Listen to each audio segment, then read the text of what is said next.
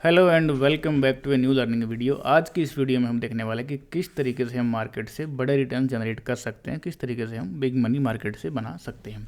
इसको हम देखने वाले हैं कुछ एग्जांपल्स के थ्रू कि कहाँ पे बिग रिटर्न्स हमें देखने को मिले हैं, कहाँ पे हमें बड़े बड़े मूव्स देखने को मिले जिनको हम कैप्चर कर सकते हैं और उनके पीछे की क्या लॉजिक था, क्या रीज़न था उस मूव के होने का, और अभी वो मूव किन स्टॉक्स में हम देख सकते हैं। तो लास्ट में हम देखेंगे वो लगभग 4 to 5 स्टॉक्स जिनमें सेम तरीके का पैटर्न अभी बन रहा है। तो ज़रूरी है उससे पहले डिकोड करना कि वो किस तरीके का बेस उसके पीछे डेवलप हुआ था, क्या रीज़न था उस मूव को कि वो मूव वहाँ से हमें देखने को मिला इतना लॉन्ग टर्म। स्टार्ट करते हैं वीडियो को वन बाय वन एग्जांपल्स को देखते हुए। सबसे पहले हम बात करना चाहेंगे कि जब हम ट्रेडिंग प्रोफेशनल्स जो भी ट्रेडिंग को अपना सेकंड सोर्स ऑफ इनकम बनाना चाहते हैं, उनके पीछे मेन थॉट क्या होता है कि वो हम इस हेक्टिक जॉब से छुटकारा पाना चाहते हैं, ट्रेडिंग को अपना सेकंड सोर्स ऑफ इनकम बना करके। बट फिर हम पड़ जाते हैं ऑप्शंस ट्रेडिंग या इंट्राडे ट्रेडिंग के अंदर, या फिर छोटे छोटे स्विंग्स को ट्रेड करते हैं, यानी कि 2%, 5%, 10% प्रॉफिट्स के लिए हम ट्रेड करते हैं। उसके पीछे जो हमारा स्टॉप लॉस रहता है वो भी लगभग इतना ही रहता है, 5% to 10% के बीच में। यानी कि हमारा यहाँ पर रिस्क रिवॉर्ड रेशियो बहुत ही पुअर होता है और हम दिन भर ट्रेड करते हैं, मल्टीपल ट्रेड्स करते हैं इन ए वीक, और ये बना देता है हमारे शेड्यूल को जॉब से भी ज़्यादा हेक्टिक और बहुत ही ज़्यादा स्ट्रेसफुल, क्योंकि हम बहुत स्मॉल टाइम फ्रेम में इन आउट हो रहे हैं। काफ़ी लोग प्रेफर यूज़ करते हैं इंट्राडे ट्रेडिंग, जिसमें 5 मिनट्स 15 मिनट्स का टाइम फ्रेम यूज़ करते हैं। कुछ लोग ऑप्शंस ट्रेडिंग करते हैं, ऑप्शंस के पीछे की हाइप को देख करके, और एंड में अपने अकाउंट्स को खाली कर देते हैं। तो हमें एक बार फिर से सोचने की ज़रूरत है कि क्या किस पर्पज़ से हमने ट्रेडिंग को स्टार्ट किया था, कि हम इसको एक सेकंड सोर्स ऑफ इनकम बनाना चाहते थे बहुत ही अच्छे लाइफस्टाइल के साथ में। तो क्या हम वो सेम लाइफस्टाइल कंटिन्यू कर रहे हैं, क्या हम कम एफर्ट्स लगा के या फिर अच्छे मूव्स को कैप्चर कर रहे हैं, अपने रिसोर्सेज को सही से एलोकेट कर रहे हैं। तो ज़रूरी है उसको देखना। तो हम इसको समझेंगे एग्जांपल्स के थ्रू कि कहाँ क्या हम मिस्टेक्स कर रहे हैं और क्या हमें करने की ज़रूरत है अच्छे रिटर्न्स बनाने के लिए। तो स्टार्ट करते हैं वीडियो को। तो सबसे पहले हम देखते हैं कि कहाँ पे हमें बिग मूव्स देखने को मिले और उनके पीछे क्या एक कॉमन फैक्टर था। तो यहाँ पे हम देखते हैं कि एक CDSL का एक वीकली चार्ट है। यहाँ पे लगभग 8x का मूव देखने को मिलता है, जो मैंने लगभग मिड से प्लॉट किया है, ना कि पॉइंट ऑफ एंट्री से। अगर हम इसको यहाँ से देखते तो मे बी ये 10x का मूव होता, बट इसके पीछे का एक स्ट्रक्चर है जो हमें एक ट्रेडिंग रेंज देखने को मिलता है, डाउन स्लोपिंग ट्रेडिंग रेंज। और ट्रेडिंग रेंज को रीड करना हमने पिछली वीडियोस में देखा है। जो इस चैनल पे नए हैं उनको ज़रूरत है उन वीडियोस को देखने का, ट्रेडिंग रेंज को अंडरस्टैंड करने के लिए। तो ये एक ट्रेडिंग रेंज डेवलप होती है। एक लो होता है मार्केट में कॉज वर्सेज इफेक्ट, कि जितना कॉज बिल्ड हुआ है तो उसी के प्रपोर्शन में आपको इफेक्ट देखने को मिलता है, जिसको हम प्लॉट कर सकते हैं। PNF चार्ट है, बट हम PNF चार्ट नहीं देख रहे हैं, हम नॉर्मली सिंपल चार्ट्स पे यहाँ बात कर रहे हैं। तो इसमें हमें एक लगभग 8 to 10x का मूव देखने को मिलता है और उसके पीछे एक बेस है ट्रेडिंग रेंज, जिसमें इंस्टीट्यूशंस की एक्टिविटी है, इंस्टीट्यूशन ने पोजीशन को होल्ड किया है, और उसके बाद हमें एक मूव देखने को मिलता है। और इसमें हम देखेंगे जैसे जैसे ये मूव बढ़ते हो जाता है वॉल्यूम डिमनेस होते जा रहे हैं, यानी कि ये हमें सजेस्ट करता है कि इंस्टीट्यूशंस अपनी पोजीशन को होल्ड किए हुए हैं और मार्केट में सप्लाई प्रेजेंट नहीं कर रहे हैं, और फिर से हमें एक कंसोलिडेशन रेंज यहाँ फिर से देखने को मिलती है। सेकेंड एग्जाम्पल है रिलायंस इंडस्ट्रीज़। इसमें भी अगर हम देखें तो हमें एक 10x का मूव देखने को मिलता है यहाँ पे, और उसके पीछे सिमिलर तरीके का एक बेस है, एक एपेक्स फॉर्मेशन हमें देखने को मिलती है। तो ये क्या क्या स्ट्रक्चर हो सकते हैं कि हमारे पास हॉरिजॉन्टल ट्रेडिंग रेंज हो सकती है, डाउन स्लोपिंग ट्रेडिंग रेंज हो सकती है, अप स्लोपिंग ट्रेडिंग रेंज हो सकती है, एपेक्स फॉर्मेशन हो सकती है, कुछ हाइपोडर्मिक फॉर्मेशंस हो सकती हैं। इन सबको हमने डिस्कस किया प्रीवियस वीडियोज़ में। अगर आप इस चैनल पर नए हैं तो आपको ज़रूरत है कि उन वीडियोज़ को आप देखें। हम यहाँ पर डिस्कस कर रहे हैं वाइकॉफ मेथोडोलॉजी, और अभी हम इस वीडियो में देख रहे हैं उसकी एप्लीकेशन, कि अगर हमें वाइकॉफ मेथोडोलॉजी को पढ़ा है तो उसको हम कैसे मार्केट्स में अप्लाई कर सकते हैं। तो उसको समझने के लिए आपको प्रीवियस वीडियोस देखने की ज़रूरत है, जिसका लिंक डिस्क्रिप्शन में अवेलेबल है, वहाँ से आप देख सकते हैं। थर्ड है पंजाब नेशनल बैंक। सभी यहाँ पे वीकली चार्ट्स हैं। यहाँ पे आप देखेंगे एक अप स्लोपिंग ट्रेडिंग रेंज और उसके बाद एक 3x का मूव देखने को मिलता है, फिर एक डाउन स्लोपिंग ट्रेडिंग रेंज और हमें एक डाउन मूव देखने को मिलता है 86% का, और फिर से एक ट्रेडिंग रेंज बनती है कमर्शियल ट्रेडिंग रेंज, और यहाँ से फिर हमें एक 184% का मूव देखने को मिलता है। यानी कि हम यहाँ पे बात कर रहे हैं कि स्ट्रक्चर्स को ट्रेड करने की, हम फोकस कर रहे हैं स्ट्रक्चर्स को ट्रेड करने के लिए, और हम यहाँ पे आइडेंटिफाई करना चाह रहे हैं फेज C, जहाँ से हम एंट्री स्टार्ट करते हैं, और ड्यूरिंग द फेज D हम एंट्रीज को बिल्डअप करते हैं पार्ट्स में, कि फर्स्ट एंट्री हमारी यहाँ रहने वाली है, सेकंड। तो इस तरीके से हम 3 से 4 पॉइंट ऑफ एंट्रीज प्लान करते हैं। हमारा जो एवरेज प्राइस रहता है वो रेंज के मिड में रहेगा, और एक अच्छे रिटर्न्स को हम यहाँ पे कैप्चर करने की कोशिश कर रहे हैं। तो हर एक ट्रेड का यहाँ पे जो मोटिव है, हर एक ट्रेड के पीछे का जो बेस है वो एक प्राइस स्ट्रक्चर है, और उस प्राइस स्ट्रक्चर में हम एक फेज C को आइडेंटिफाई करने की यहाँ पे कोशिश कर रहे हैं। तो हम इन चार्ट्स को थोड़ा डीप में भी पढ़ेंगे कहाँ पे फेज C हम आइडेंटिफाई कर रहे हैं। नेक्स्ट एग्जांपल है हिंदुस्तान कॉपर्स, और इसका भी हमने यहाँ पे वीकली चार्ट को चूज़ किया है। तो इसमें हम देख सकते हैं एक रेंज जो है तो लगभग 2013 से लेकर के 2020 तक, 2013 से लेकर के 2020 तक एक 7 ईयर्स की रेंज है। तो यहाँ पे हम अगर कॉज वर्सेस इफेक्ट को प्लेट करें तो हमें काफ़ी हाई टारगेट्स मिलते हैं। यहाँ पे हमें एक 792% का अप मूव यहाँ देखने को मिला। फिर से एक सेम री एक्यूमुलेशन बेस बनता है, सिमिलर तरीके का पैटर्न हमें देखने को मिलता है। यहाँ हमें फिर से फेज सी, जो हमें यहाँ भी सेम तरीके से देखने को मिला था, फेज सी, और उसके बाद एक और हम 77% का मूव यहाँ तक देख चुके हैं। अभी ये प्राइस कहीं लग रहा है 250 268 के आसपास है। ये अपडेटेड चार्ट यहाँ पे नहीं है, तो हम बहुत अच्छा मूव यहाँ से देख चुके हैं। नेक्स्ट एग्जांपल है त्रिवेणी टर्बाइंस। त्रिवेणी टर्बाइंस का जो बेस है वो काफ़ी बड़ा 2015 से लेकर के 2022 तक यहाँ पे हमें फेज सी देखने को मिलता है, और यहाँ पे हमें काफ़ी अच्छा मूव यहाँ देखने को मिला है। जो हम अगर यहाँ से कैलकुलेट करें अराउंड 70 के प्राइस है, तो हम अभी 72 430 काफ़ी अच्छा मूव है और ऑलमोस्ट 6x का मूव है। अनदर एग्जांपल है हमारे पास सुजलोन एनर्जी, जो कि काफ़ी टाइम से डाउन ट्रेंड में ट्रेड स्टॉक्स था। वहाँ पर भी हमें 2 अपॉर्चुनिटीज देखने को मिली, जहाँ पे हमने ट्रेड किया इसको 3x मूव के लिए, और यहाँ पे हमें इसको ट्रेड कर सकते थे एक 10x मूव के लिए, और अभी प्राइस है 37 38 की रेंज में अभी चल रहा होगा। नेक्स्ट एग्जांपल हम देखते हैं टेस्ला। वो एग्जांपल्स मैंने जो शेयर किए वो थे अपने पास इंडियन मार्केट्स में। अगर हम यूएस मार्केट्स की बात करें, क्या ये स्ट्रक्चर वाकई काम करते हैं, तो यहाँ पे फिर से हमें एक बड़ा सा प्राइस स्ट्रक्चर देखने को मिलता है। यानी कि कॉज वर्सेस इफेक्ट अगर हम प्लॉट करते हैं, यहाँ पे भी हमें एक 26x का मूव यहाँ पे देखने को मिलता है। अभी सिर्फ हम एग्जांपल्स को देख रहे हैं, इसके बाद हम देखेंगे कि इनमें क्या सिमिलैरिटी थी और इंस्टीट्यूशंस यहाँ पे क्या करेंगे। मैंने फर्स्ट लाइन जो फोकस किया यहाँ पे कि हम ट्रेड करना चाह रहे हैं इंस्टीट्यूशंस की डायरेक्शन में, और उन्हीं के तरीके से हम ट्रेड करना चाहते हैं। एप्पल वीकली चार्ट, और यहाँ पे हमें एक 7x का मूव देखने को मिलता है, और इसको हम एकदम लॉन्ग टर्म में देखें कि 1998 के अराउंड से अभी तक के चार्ट अगर हम देखें तो हमें 85x का मूव यहाँ पे देखने को मिलता है अप टू 2013-14। तो एक काफ़ी बड़ा मूव है, बल्कि यहाँ से नहीं बल्कि हमें यहाँ से 85x का मूव यहाँ देखने को मिलता है। अगर इसको हम यहाँ से प्लॉट करते हैं तो मे बी ये 120x का मूव हमें यहाँ पे अवेलेबल है। तो इन एग्जांपल्स के थ्रू मैं सिर्फ ये प्रूव करना चाहूँगा कि किस तरीके से स्ट्रक्चर्स काम करते हैं और बिग मनी कहाँ पे हम बना सकते हैं। हम नहीं चाहते कि हम इन रेंजेस के बीच में फंसें, इन रेंज के बीच में फंसे कि हम यहाँ पे ट्रेड इनिशिएट करें, फिर यहाँ पे अपना पोजीशन को एग्जिट करें, फिर से यहाँ पे ट्रेड इनिशिएट करें और फिर से यहाँ पे पोजीशन को एग्जिट करें। हम ये नहीं करना चाह रहे। हम चाहते हैं कि हम इस ट्रेड को डेवलप होते हुए देखें, इस ट्रेडिंग रेंज को डेवलप होते हुए देखें, और इसमें हम आइडेंटिफाई करने की कोशिश करें कि कहाँ पे प्राइस अपना बिहेवियर चेंज कर रहा है, कहाँ पे इंस्टीट्यूशंस ने अपना बिहेवियर चेंज किया है, और उसको पॉइंट को आइडेंटिफाई करके हम टाइमिंग करना चाहते हैं कि कब प्राइस मूव करना स्टार्ट करेगा इस रेंज से बाहर। और आप टाइमिंग मार्केट को कर सकते हैं विद टाइम, विद एक्सपीरियंस हम आइडेंटिफाई कर सकते हैं कि कहाँ से प्राइस मूव करना स्टार्ट कर सकता है, और उसके पीछे की कुछ नॉलेज है, कुछ बेसिक नॉलेज है कि कैसे प्राइस बिहेव करता है, किस तरीके से वॉल्यूम रिप्रेजेंट की जाती है, और कहाँ पे रिटेलर्स की साइकोलॉजी क्या होती है और बड़े प्लेयर्स की साइकोलॉजी क्या होती है। तो उसको हम किसी एक चार्ट के थ्रू इस वीडियो में जरूर देखने वाले हैं। अभी देखते हैं कोई और एग्जाम्पल हमारे पास है क्या यहाँ पे। नेक्स्ट एग्जाम्पल है गूगल, और गूगल में भी हम देखते हैं कि हमें बहुत ही अच्छे रिटर्न्स यहाँ पे देखने को मिले।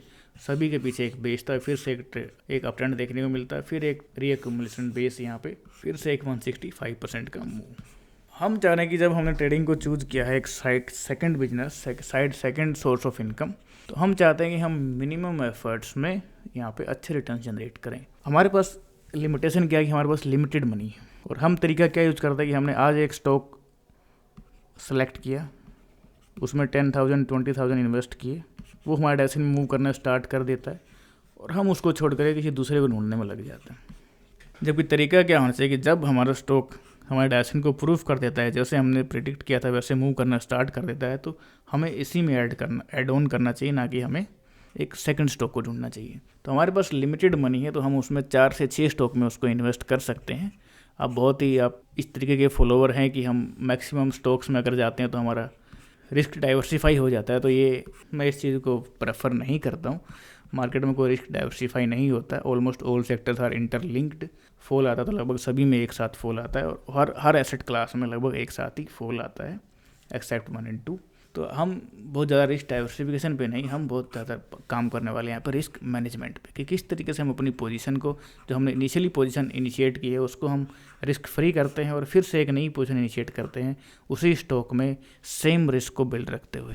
इस क्राइटेरिया पे हम काम करने वाले और इसी को फोकस करते हुए हम बड़े बड़े ट्रेड्स को कैप्चर करने वाले हैं। तो हमारे पास एडवांटेज क्या है as in compare to institutions की? इंस्टीट्यूशंस को वेट करना पड़ता है, पूरा 1-2 साल का टाइम लगाना पड़ता है अपनी रिक्वायर्ड क्वांटिटी को बाय करने के लिए, क्योंकि वो एक दिन में या सिंगल ट्रेड में अपनी रिक्वायर्ड क्वांटिटी को नहीं खरीद सकते, क्योंकि उनको चाहिए 100 मिलियन 200 मिलियन 500 मिलियन शेयर्स, तो वो एक दिन में उनको एक्वायर नहीं कर सकते। अदरवाइज वही प्राइस को 10-12% 15% अप मार्क कर सकते हैं। तो उनको टाइम चाहिए, उनको लिक्विडिटी चाहिए। लिक्विडिटी कहाँ मिलती है? जहाँ पे रिटेलर्स का स्टॉप लॉस होता है। जैसे जैसे इन पॉइंट्स के नीचे जाती है, प्रीवियस लोज के नीचे जाती है मार्केट, तो वहाँ पे हमें वॉल्यूम स्पाइक्स देखने को मिलते हैं, यानी कि यहाँ पे रिटेलर्स के स्टॉप लॉस हिट हुए हैं। और ये लिक्विडिटी पॉइंट है इंस्टीट्यूशंस के लिए, तो इंटेंशनली प्राइस को उसके लेवल के पास लेके आया जाता है और वहाँ से फिर रिकवरी मिलती है, क्योंकि वहाँ पे लिक्विडिटी मिली इंस्टीट्यूशंस को, वहाँ पे उनको क्वांटिटी मिलती है और उस क्वांटिटी को एब्जॉर्व करने में वो प्राइस को भी मूव नहीं करते हैं। तो लिक्विडिटी उनके लिए बहुत ज़रूरी है। तो इस तरीके से वो फंक्शन करते हैं कि उनको 2 से 3 साल का समय लग जाता है अपनी क्वांटिटी को एक्वायर करने के लिए। बट उनके कंपेयर कर तो हमारे पास एडवांटेज क्या है कि हमारी जो अमाउंट है वो लिमिटेड अमाउंट है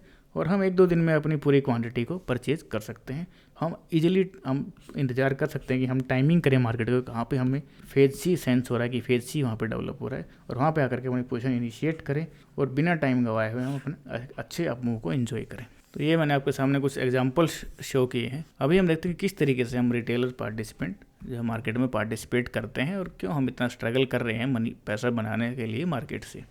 हमारा जो तरीका होता है वो क्या तरीका होता है कि जैसे हमें दिखा कि यहाँ से जो स्टॉक है एक ब्रेकआउट दे रहा है।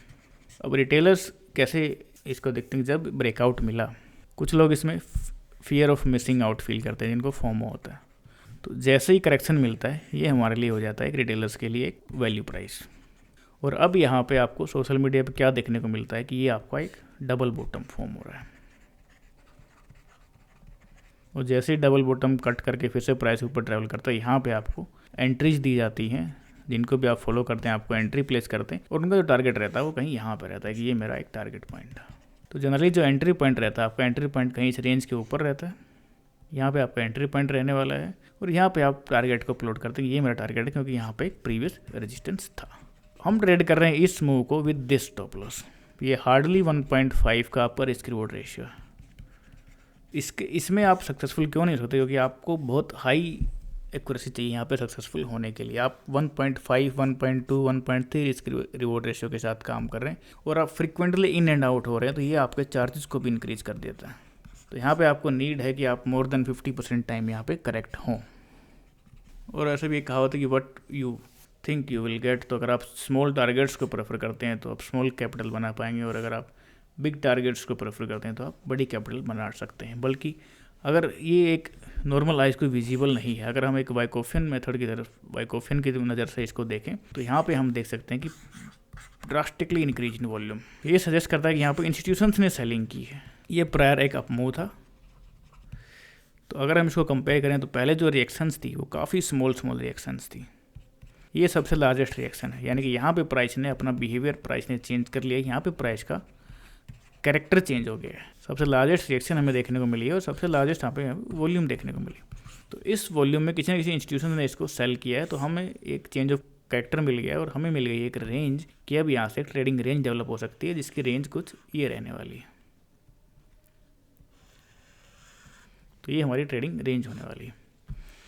तो अगर वाइकोफियंस को यहाँ पता है कि हमें यहाँ पे कोई छोटा स्विंग ट्रेड नहीं करना है, अब ये जो प्राइस है काफ़ी टाइम तक कंसोलिडेशन जोन में जा सकता है, और इतनी हैवी वॉल्यूम यहाँ पे जो प्रेजेंट की गई है इसको एब्जॉर्व करने में थोड़ा समय लगेगा। तो यहाँ पे जो जिस तरीके की रिएक्शन ट्रैवल करती है कि इस पूरे गेंस को इसने ख़त्म कर दिया है, और जिस तरीके से वॉल्यूम रिप्रेजेंट की गई, अगर इसके साथ हम कंपेयर करें तो ऑलमोस्ट 4x वॉल्यूम यहाँ पर रिप्रेजेंट की गई है। तो ये दोनों सजेस्ट करते हैं कि जो ट्रेडिंग रेंज यहाँ पर बिल्डअप होने वाली है वो काफ़ी लंबी हो सकती है। बट रिटेलर्स क्या करते हैं, इसमें यहाँ पे पार्टिसिपेशन करते हैं, यहाँ उनका टारगेट रहता है, और फेलियर पे यहाँ कहीं हम एग्जिट करते हैं।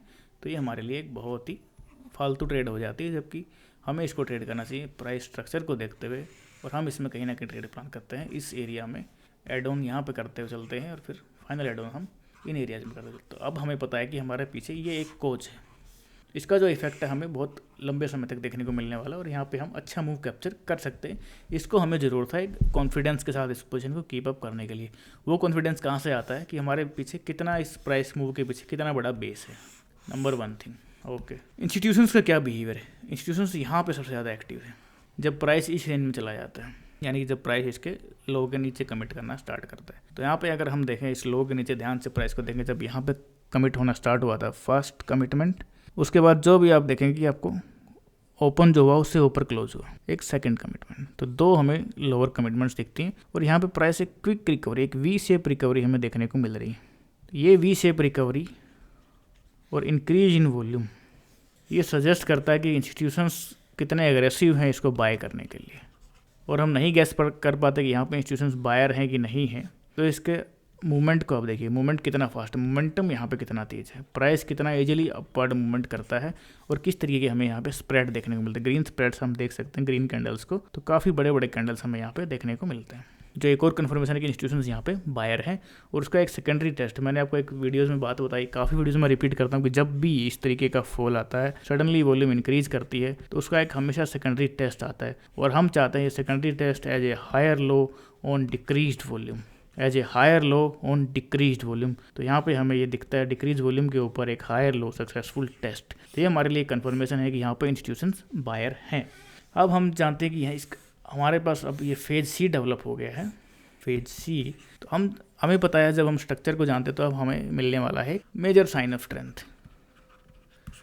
Major sign of strength rally को हम यहाँ पे एक्सपीरियंस करने वाले हैं। तो हमारी पोजीशन कुछ यहाँ पे इनिशिएट होने वाली है at the price of almost 1050, और हमारा जो मेजर साइन ऑफ स्ट्रेंथ है तो हमें पता है कि वो सभी रेजिस्टेंस के ऊपर कमिट करें, तो इन लेवल्स के ऊपर मेजर साइन ऑफ स्ट्रेंथ को कमिट करना है, यानी कि 1390, यानी ऑलमोस्ट हम लगभग 30-35% का मूव जो होगा हमारा यहाँ पे देखने वाले हैं। तो यहाँ पे हमारे पॉइंट्स ऑफ एंट्री रहेंगे, point of entry number 1, point of entry number 2, point of entry number 3, point of entry number 4, 5, यहाँ हमें बहुत ही मल्टीपल पॉइंट ऑफ एंट्रीज मिले हैं 6। और जब हम रेजिस्टेंस जोन में जाते हैं तो वहाँ पे हम एंट्री नहीं करते हैं, क्योंकि हम रेजिस्टेंस के काफ़ी पास हो सकता है कि ये फिर से फेल कर जाए और फेज सी भी डेवलप करना बचा हो। तो यहाँ पर हमें एक major sign of strength rally मिला कि मल्टीपल कमिटमेंट्स हमें देखने को मिले हैं। मल्टीपल कमिटमेंट्स किस तरीके के कि हमें प्रोग्रेसिव क्लोज दिखना चाहिए, 1 close, 2 close, 3 close, 4 close, 5 close, 6 close, तो हमें यहाँ पे 6 प्रोग्रेसिव क्लोज देखने को मिलते हैं। और फिर से ये एक बैकिंग अप एक्शन डेवलप होता है 5 to 6 मंथ्स का, और फिर से मूव कंटिन्यू करता है। तो इस तरीके से हम ऑलमोस्ट हमारा जो एंट्री प्राइस था यहाँ पर रहने वाला था 1000 के आसपास, और हम इस मूव को इजीली एंजॉय कर सकते थे अराउंड 2630, यानी कि ये हमारा एक 2.6x का मूव है। बट हम क्या करते हैं एज ए रिटेलर, अगर हम गलती से इस मूव को यहाँ कैप्चर कर भी लेते हैं तो पहले तो हिम्मत नहीं होती कि इतने फॉल के बाद हम उसमें एंट्री प्लान करें। फिर भी हम किसी तरीके से इन ब्रेकआउट्स पे एंट्री प्लान करते हैं, तो हम टारगेट रखते हैं कि ये इस हाइस के पास हम एग्जिट कर देंगे। बट इससे पहले हमें जब इस तरह की कैंडल देखने को मिलती है तो ये हमें फियर पैदा करती है, फिर से हमें फियर होता है कि कहीं हमारे अनरियलाइज्ड गेन्स हैं वो चले ना जाए। रिटेलर सबसे ज़्यादा डरता है प्रॉफिट से, लॉस से नहीं डरता है। जब उसको प्रॉफिट दिख जाता है कि +1000 मेरे को यहाँ दिख रहा है, +1000 से जैसे ही +500 होता है कि यार मेरा 500 रुपये प्रॉफिट फिर से चला गया, तो वो यहाँ पे बुक कर लेता है। बट जब उसको लॉस दिखता है -500, -800, तो होता है नहीं अभी वापस आएगा, अभी मेरे प्राइस पे वापस आएगा, तो वेट करता है और उस लॉस को अपना करते करते बड़ा कर लेता है। बट प्रॉफिट में तुरंत पोजीशन अपनी एग्जिट करके निकल जाता है। तो इस साइकोलॉजी को रिटेलर को चेंज करने की ज़रूरत है अगर उसको अच्छी रिटर्न जनरेट करने हैं। तो अब हम देखते हैं कि उन चार्ट्स में क्या इंपॉर्टेंस है, कहाँ पे हम उस फेज सी को आइडेंटिफाई कर सकते हैं, कहाँ पे वो बिहेवियर चेंज हो रहा है, और उसके बाद हम देखेंगे कौन से 5 स्टॉक्स मेरे पास हैं जिनमें स्ट्रक्चर बिल्ड हो रहा है और उसको आप कैसे ट्रेड कर सकते हैं। तो स्टार्ट करते हैं 1 by 1, उनमें फेज सी को आइडेंटिफाई हम यहाँ करने की कोशिश करेंगे, और मैं आपको कोशिश करूँगा कि दिखा पाऊँ कि कहाँ पे बिहेवियर इंस्टीट्यूशंस का चेंज हुआ है, कहाँ पे प्राइस का बिहेवियर चेंज हुआ है। सबसे पहला CDSL, ये एक ट्रेडिंग रेंज डेवलप हो रही थी। हम यहाँ पे मार्केट को टाइम करना चाह रहे थे, तो हम चाह रहे हैं कि हम फेज सी आइडेंटिफाई करें। यहाँ पे मैं आपको बता दूँ ये एक फेज सी है, सॉरी स्मॉल एक फेज सी है, ये पार्ट जो है फेज डी का पार्ट है। फिर से ड्रॉ करता हूँ, ये मेरे पास है फेज सी। अब इसको थोड़ा रीड करते हैं कि क्या बिहेवियर इस यहाँ पे चेंज हुआ। यहाँ पे हम देखते हैं कुछ इंस्टीट्यूशंस का पार्टिसिपेशन, बड़े बड़े वॉल्यूम स्पाइक्स हमें देखने को मिलते हैं, और उसके बाद सेलिंग जो है वो बहुत ज़्यादा नहीं, जो फर्स्ट लेग ऑफ सेलिंग होती है बहुत ज़्यादा सेलिंग नहीं है कंपेयर टू दिस वॉल्यूम्स, तो वॉल्यूम काफ़ी कम है। और फिर सेकंड जो अप मूव आता है ये डिक्रीज वॉल्यूम के पास आता है, यानी इसमें वॉल्यूम नहीं है, जो सजेस्ट करता है कि यहाँ पर इंस्टीट्यूशंस पार्टिसिपेट नहीं कर रहे हैं। तो ये सजेस्ट करता है कि यहाँ से एक रिएक्शन डेवलप हो सकती है, और वो रिएक्शन जो है इस लॉस के नीचे कमिट कर सकती है। यहाँ से एक रिएक्शन डेवलप होती है। अब हमें देखना है इस रिएक्शन का कैरेक्टर, ये रिएक्शन किस तरीके की। तो हम देखते हैं काफ़ी लेबोरियस रिएक्शंस, कोई बड़े स्प्रेड्स नहीं है, कोई बड़े कैंडल्स यहाँ पे नहीं बन रहे हैं, रेड कैंडल्स, कोई कमिटमेंट नहीं है क्लोज टू क्लोज प्रोग्रेस नहीं कि हमें कुछ इस तरीके की कैंडल्स बनते हुए दिखे कि फटाफट क्लोज टू क्लोज प्रोग्रेस दिख रही है। तो यहाँ पे हमें अच्छे अच्छे रैलीज के अटैम्प्ट दिख रहे हैं इन दिस रिएक्शन। तो बहुत ही लेबोरियस रिएक्शन है, ये कंफर्म कर देता है कि ये एक अक्यूमुलेशन हो सकता है।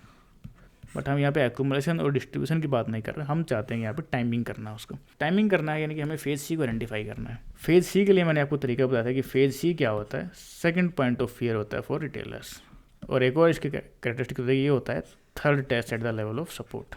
तो यहाँ पे हम देख रहे हैं at the level of support first test, second test और ये थर्ड टेस्ट। अभी हम यहाँ टेस्ट थोड़ा सा एडवांस हम यहाँ जा रहे हैं कि पहले हमने टेस्ट को लिया था एक लाइन को टच करते हैं, हम यहाँ टेस्ट को ले एक एज ए एरिया। तो ये एक सेकंड टेस्ट है और ये हमारे पास एक थर्ड टेस्ट है।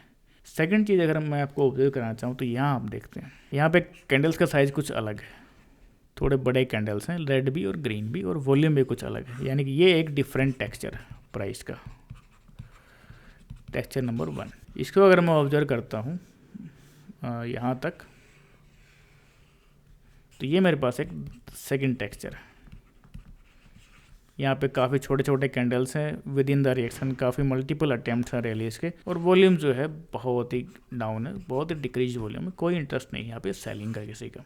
और ये मेरे पास एक और लास्ट जो है वो एक थर्ड टेक्सचर है। यहाँ पे फिर से कैंडल्स का साइज इंक्रीज कर जाता है, रिएक्शन रैली काफ़ी स्मूथ है, रिएक्शन भी काफ़ी स्मूथ है, और वॉल्यूम भी यहाँ पे इंक्रीज कर जाती है। तो हम टेक्सचर की फॉर्म में यहाँ पर देख सकते हैं कि ये हमारे पास एक थर्ड टेक्सचर है। तो हम यहाँ पे भी इससे गैस कर सकते हैं कि यहाँ पे चीज़ें कुछ अलग थी, ये चीज़ें कुछ अलग थी, फिर से बिहेवियर चेंज हुआ और यहाँ पे फिर से आकर के बिहेवियर चेंज हुआ। तो ये एरिया हमारे पास फोकस करने वाला है कि फिर से बिहेवियर कुछ इस तरीके का चेंज हुआ है कि बड़े बड़े कैंडल्स बनने स्टार्ट हुए हैं। अब हम बात कर रहे हैं फेज सी यानी कि second point of fear. Second point of fear क्या होगा कि जब फिर से हमें एक फॉल दिखेगा, रिटेलर्स को एक फॉल दिखता है, काफ़ी स्कैरी फॉल, थोड़ा सा इंक्रीज वॉल्यूम, तो जो उनकी पोजीशन वो लोग फियर में आकर यहाँ पे पोजीशन को गिव अप कर देते हैं। यहाँ पे इंक्रीज वॉल्यूम जो सजेस्ट करता है कि यहाँ पे पोजीशन को गिव अप किया गया है।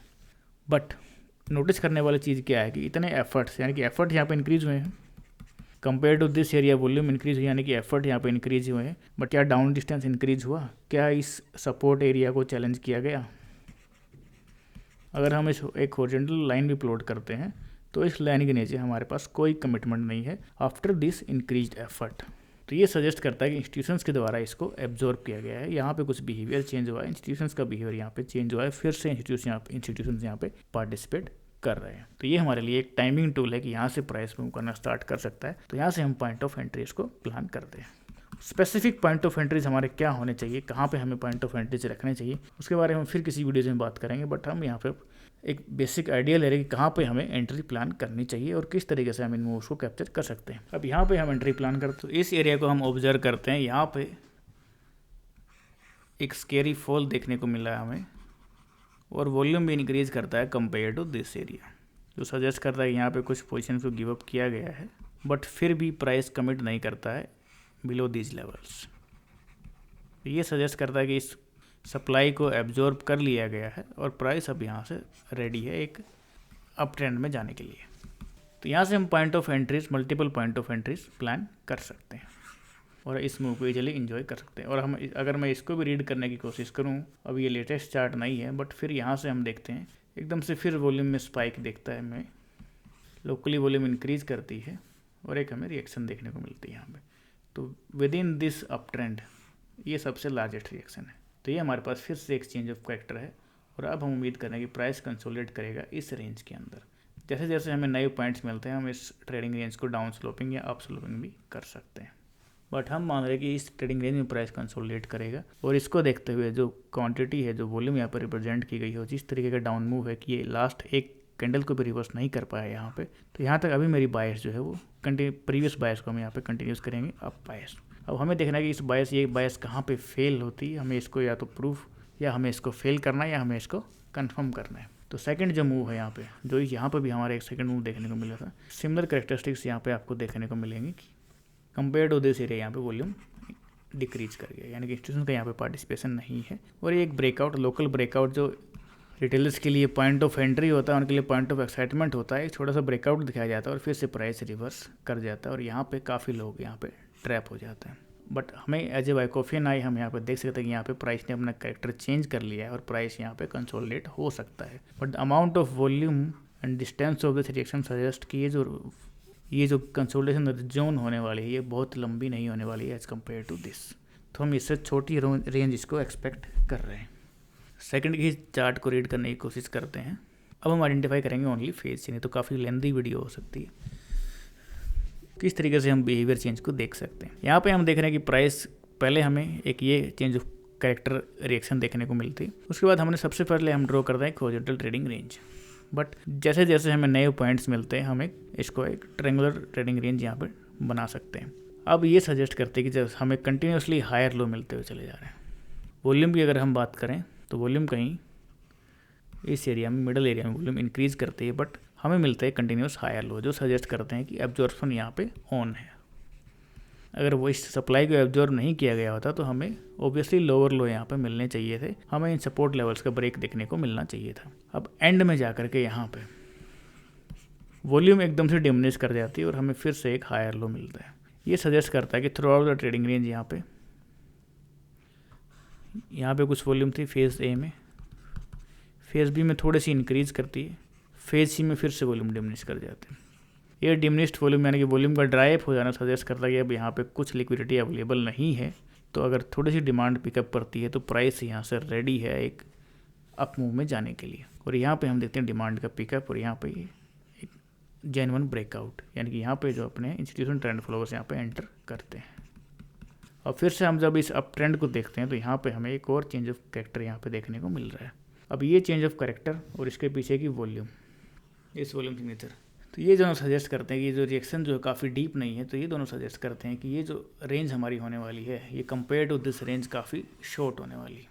और यहाँ पे हमें एक बहुत ही क्लियरली विजिबल फेज सी दिखता है, यानी कि इन लोज के नीचे अगर आप देखेंगे, इस लोज के नीचे सिर्फ एक सिंगल कमिटमेंट हमें यहाँ देखने को मिलती है और उसके बाद एक quick recovery, we shape recovery, quick we shape recovery जो हमें पिछले चार्ट में देखने को मिलती है, सिमिलर हमें यहाँ पर रिपीटेशन देखने को मिल रहा है। और एक काफ़ी अच्छा मूव, यानी कि 850-900 के प्राइस से लेकर के अभी प्राइस चल रहा है उसके 24-2500।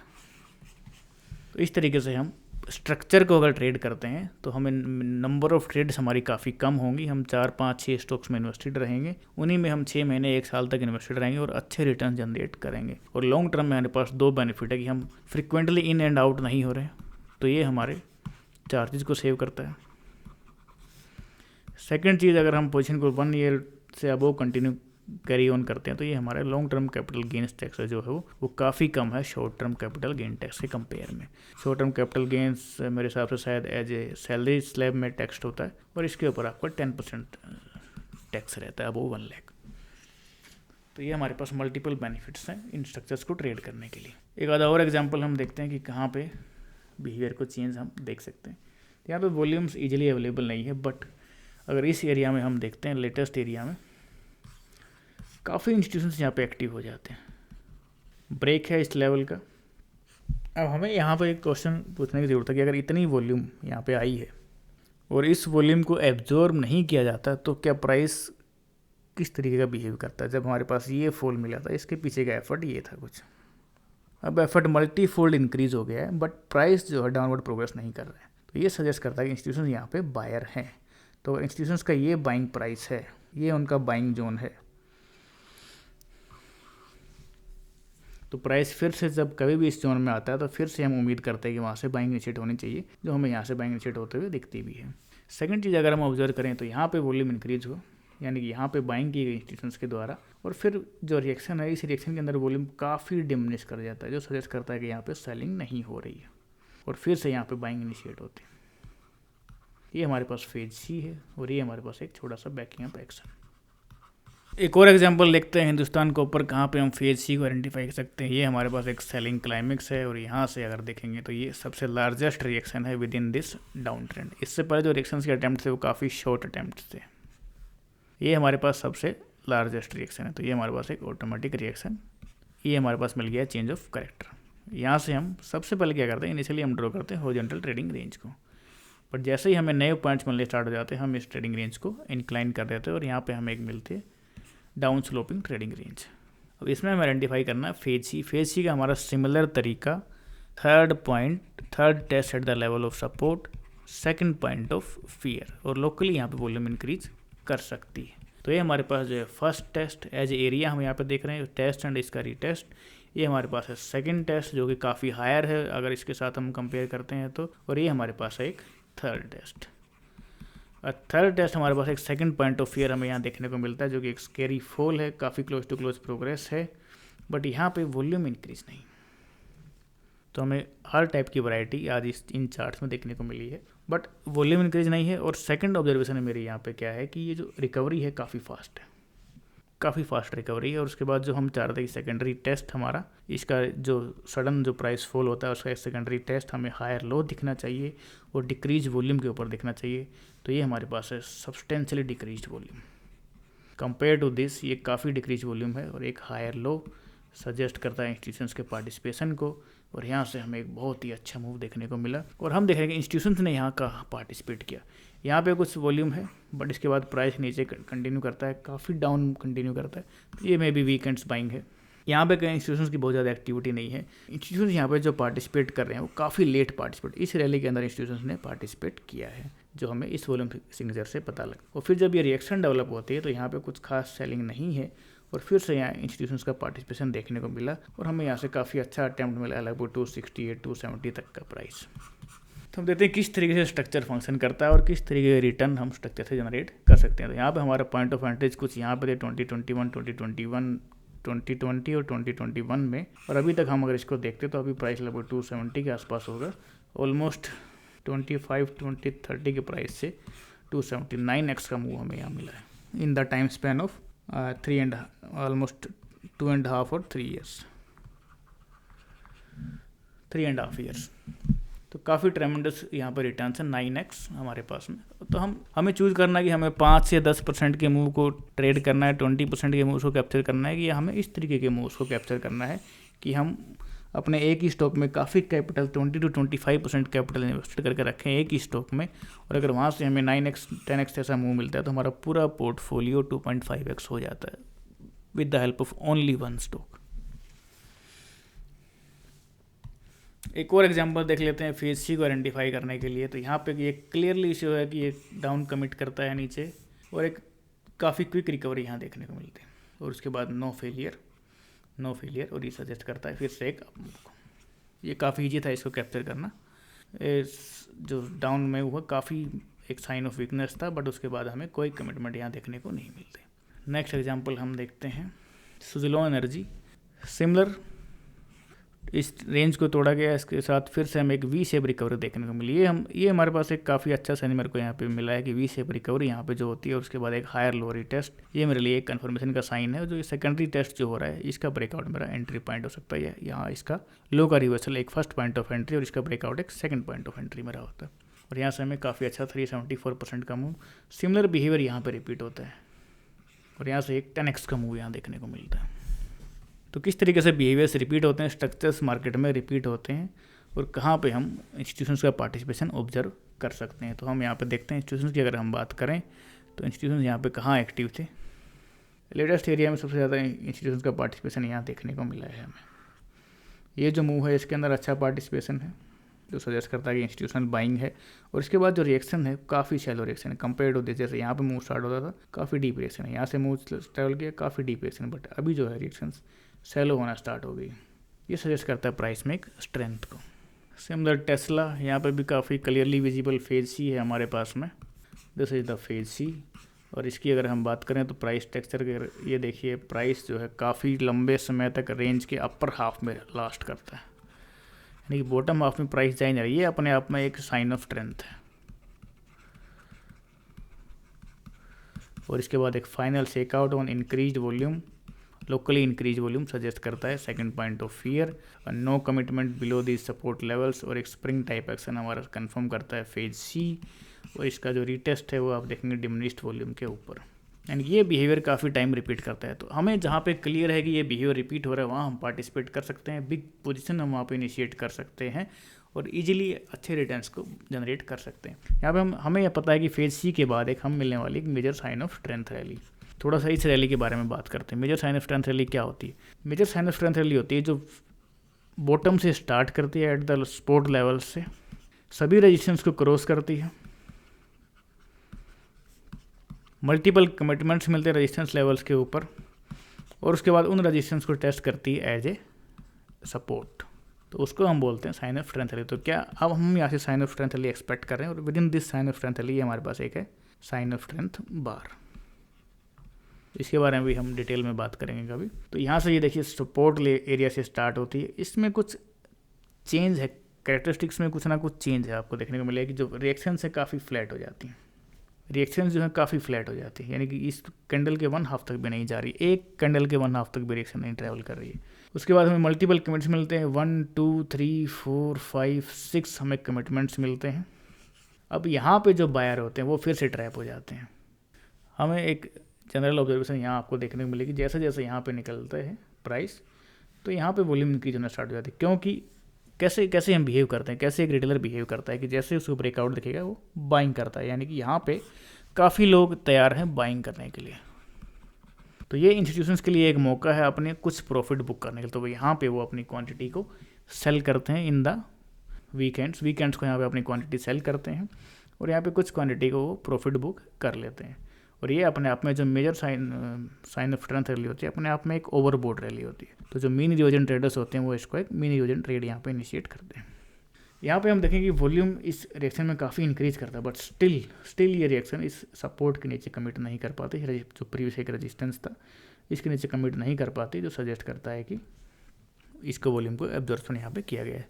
बट इससे हमें क्या हिंट मिलता है, इस इंक्रीज वॉल्यूम से इससे हमें हिंट मिलता है कि हो सकता है ये एक और यहाँ पे छोटी सी ट्रेडिंग रेंज डेवलप हो, इस वॉल्यूम को एब्जॉर्ब किया जाए और फिर यहाँ से प्राइस ट्रैवल करना स्टार्ट करे। बट यहाँ पे प्राइस ऐसा नहीं करता है और एक स्टेडी हमें अपमूव देखने को मिली। अनदर एग्जाम्पल, काफ़ी इंटरेस्टिंग एग्जाम्पल्स हैं इस वीडियो में।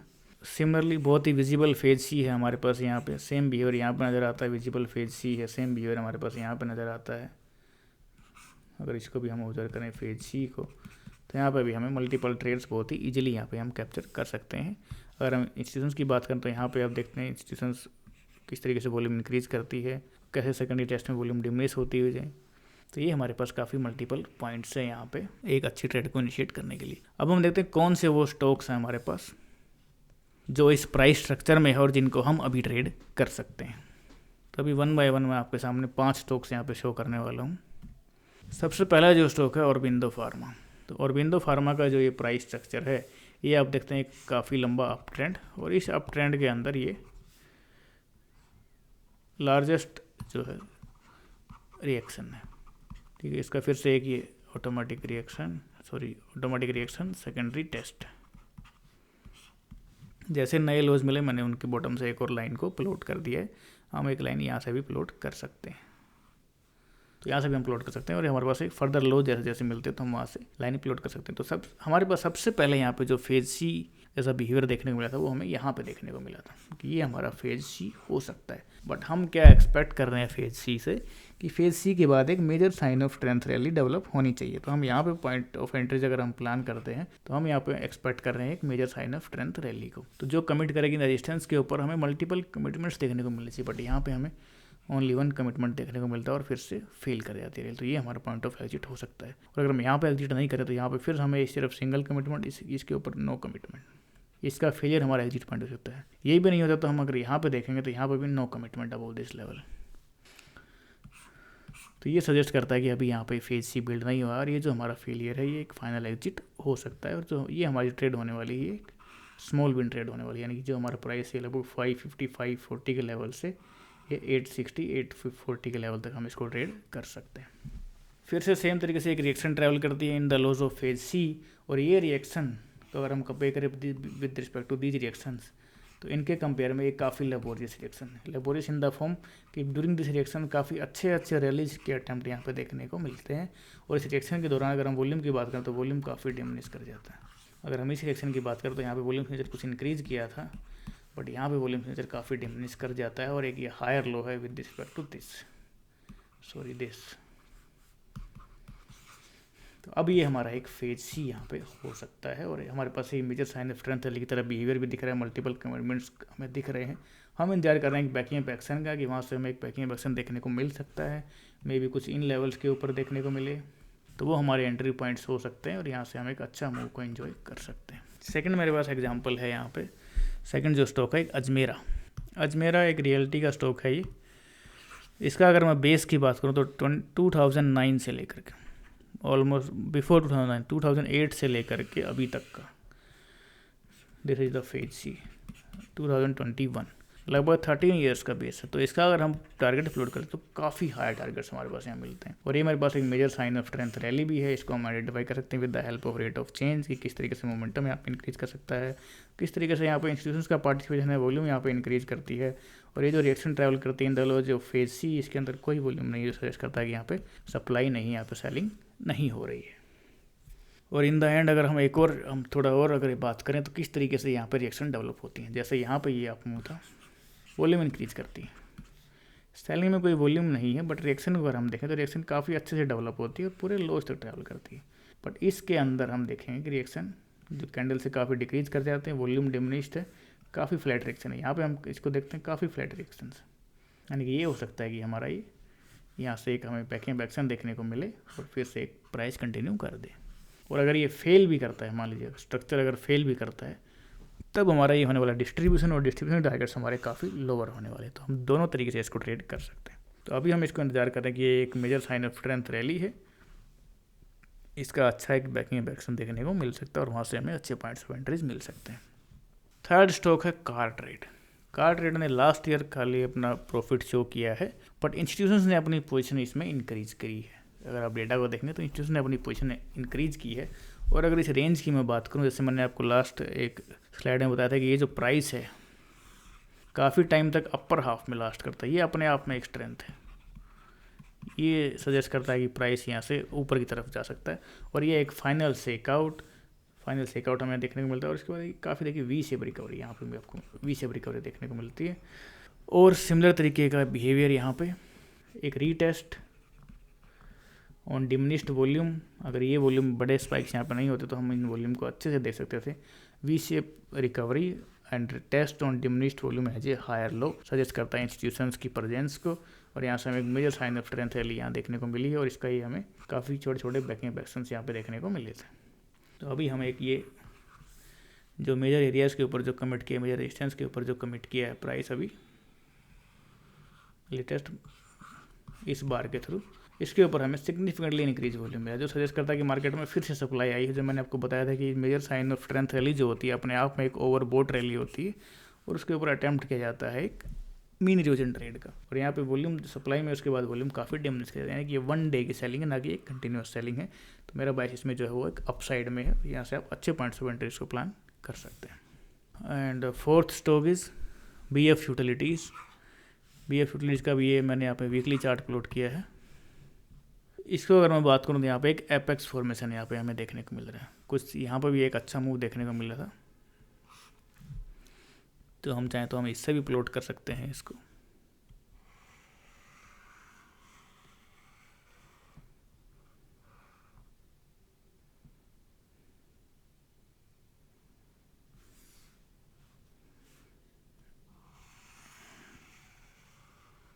हम कुछ इस तरीके की रेंज को भी प्लॉट कर सकते हैं। तो ये भी एक काफ़ी बड़ी रेंज है। इसमें अगर हम देखें कि ये जो हमारा चेंज ऑफ कैरेक्टर यहाँ पे था, तो काफ़ी big spreads, increase in volume, और उसके बाद जो यहाँ पे फर्स्ट जो रिएक्शंस डेवलप होती हैं काफ़ी वॉल्यूम डिमिनिश हो जाती है, जैसे ये फर्स्ट रिएक्शंस पे, फिर सेकंड रिएक्शंस पे। प्राइस काफ़ी देर तक अपर हाफ में लास्ट करता है, फिर जब टेस्ट करता है तो एक हायर लो बिल्ड होता है और यहाँ पे हम देखें कि वॉल्यूम जो डिमिनिश होते हुए चला जाता है। लोअर पार्ट में फिर से हमें इंक्रीज वॉल्यूम देखने को मिलती है, जैसे जैसे रिएक्शन डेवलप होती है रिएक्शंस में वॉल्यूम यहाँ पे नहीं है, और फिर से जब बाइंग इनिशिएट होती है तो यहाँ पे वॉल्यूम इंक्रीज यानी पार्टिसिपेशन इंस्टीट्यूशन का देखने को मिलता है।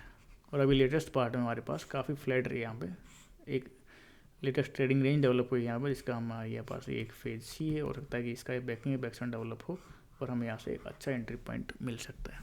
फिफ्थ जो स्टॉक है वो है एक एथर इंडस्ट्रीज़, और इसमें ये एक लेटेस्ट IPO है, मैं भी 2022 में आया था, तब से ये इसी रेंज में प्राइस छोटा सा अप ट्रेंड था, उसके बाद ये चेंज ऑफ कैरेक्टर, और इसमें देखेंगे वॉल्यूम काफ़ी ज़्यादा नहीं है, फिर से एक अप मूव ट्रैवल करता है और फिर से इसका failure, testing in phase B, और ये अभी मैं बोल रहा हूँ कि टेस्टिंग इन फेज़ C। ये फाइनल सेकआउट, इसमें हमें सेकंड पॉइंट ऑफ व्यू जैसा कुछ एंड में यहाँ देखने को मिलता है कि वॉल्यूम लोकली इंक्रीज करती है और हमें एक बड़े बड़े स्प्रेड्स यहाँ पे देखने को मिलते हैं, पैनिक टाइप की सेलिंग यहाँ पे देखने को मिलती है, सजेस्ट करता है सेकंड पॉइंट ऑफ फियर को। बट अगर हम देखें लोस के नीचे ओनली सिंगल कमिटमेंट और एक वी शेप रिकवरी। अब हम देखना चाह रहे हैं यहाँ पे लो वॉल्यूम एंड एक हायर लो और फिर से यहाँ पे कंटिन्यूशन, तो यहाँ का जो रिवर्सल होगा वो हमारे लिए बेस्ट पॉइंट ऑफ एंट्री होगा और हमारा जो फर्स्ट टारगेट है वो जो हमारा major sign of strength rally, हम हमारे पास अगर हम ये सोच रहे हैं कि ये फेज सी है, तो हम वेट करें एक major sign of strength rally का जो कमिट करनी चाहिए इन लेवल्स के ऊपर अबाउट 1200, फिर वहाँ से हमें एक बैकिंग एक्शन देखने को मिलना चाहिए। तो ये हमारे पास काफ़ी अच्छे पॉइंट ऑफ एंट्रीज यहाँ पे हो सकते हैं। और इसका फेलियर जो है, अगर इस लेवल का फेलियर होता है तो हम अपनी बायस को यहाँ पे चेंज कर सकते हैं। तो अगर यहाँ पे आप कोई एंट्री प्लान कर रहे हैं इस एरियाज के अंदर, तो आपका स्टॉप लॉस यहाँ पे रहना चाहिए। और अभी हमने काफ़ी चार्ट्स को देखा है, काफ़ी ट्रेडिंग रेंजेस को देखा है कि किस तरीके से प्राइस इसके बाद परफॉर्म करता है। तो हमारे पास काफ़ी हाई टारगेट्स यहाँ पे होने भी चाहिए। तो ये मैंने आपके सामने पेश किए हैं 5 स्टॉक्स जिनमें आप ट्रेड कर सकते हैं अपने दिमाग से। पॉइंट ऑफ एंट्रीज में एकदम एग्जैक्ट पॉइंट ऑफ एंट्री यहाँ पे सजेस्ट नहीं कर रहा हूँ, बट स्टॉप लॉस मैंने आपको यहाँ पे सजेस्ट किया है। वीडियोज़ को आप फिर से रिपीट करके फिर से बिहेवियर को देख सकते हैं, किस तरीके का बिहेवियर हमें देखने को मिलता है और वहाँ से किस तरीके के मूव्स हमें देखने को मिलते हैं। धन्यवाद, मिलते हैं नेक्स्ट वीडियो में किसी नए टॉपिक के साथ में। अगर आपको वीडियो में कुछ वैल्यू एडिशन मिला तो वीडियो को लाइक करें, अपने दोस्तों के साथ शेयर करें और इसी तरीके के अच्छे कंटेंट्स के लिए चैनल को सब्सक्राइब करना बिल्कुल ना भूलें। धन्यवाद, मिलते हैं नेक्स्ट वीडियो में।